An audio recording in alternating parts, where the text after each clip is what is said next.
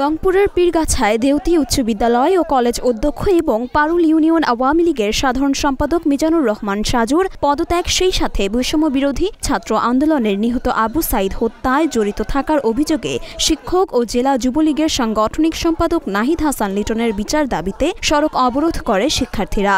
পরে ইউএনওর লিখিত আশ্বাসে আন্দোলন স্থগিত ও সড়ক ছেড়ে দেন তারা।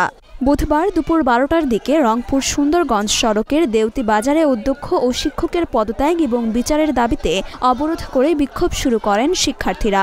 আমাদের ইতিমধ্যে কোনো লিখিত দায় নাই, তারা আমাদের বলতেছে আমরা বিচারে বসছি। আমরা কিসের বিচারে বসছি? আমরা দাবি নিয়ে আসছি, আমাদের দাবি পূরণ করতে হবে। আমাদের দাবি এক, দফা এক, লিটন এবং সাধুর পদত্যাগ। খুনি লিটন, যিনি সরাসরি আবু সাইদ হত্যায় জড়িত ছিল, তার পদত্যাগ এবং আমাদের যে শিক্ষক, প্রধান শিক্ষক, তার প্রত্যাহার। সে স্কুলে বিভিন্ন অপরাজ্য করে বেড়াইছে। এতদিন মনে করেন যে এই স্কুলটারে মনে করেন যে আওয়ামী লীগের কার্যালয় বানাই রাখছে। চলতেই না পারে তাহলে কিসের দেশ হলো এটা? আমরা স্কুলে আসি পড়াশোনা করার জন্য, কোনো রাজনীতি শেখার জন্য না, কোনো রাজনীতি শেখার জন্য আমরা তো আসি না, আমরা পড়াশোনা শেখার জন্য আসি। আমাদের দাবি শুধু একটাই, কোনো রাজনীতি চলবে না। এ সময় তারা বিভিন্ন স্লোগান দিতে থাকেন। শিক্ষার্থীদের 2 ঘণ্টা অবস্থানের কারণে দীর্ঘ যানজটের দুর্ভোগ সৃষ্টি হয়।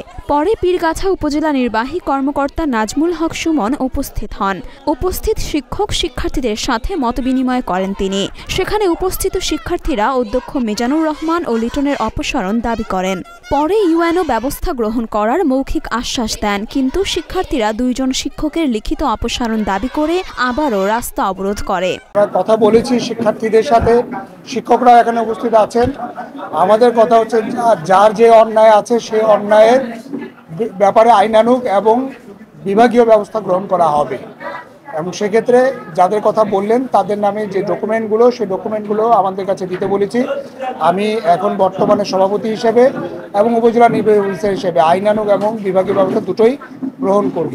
উপস্থিত জনতা ও শিক্ষার্থীর চাপের মুখে পড়ে মন্ত্রণালয়ে লিখিত জানানো হবে এবং 2 শিক্ষককে স্কুলে উপস্থিত না হওয়ার নির্দেশনা দিলে তারা সড়ক ছেড়ে দেন।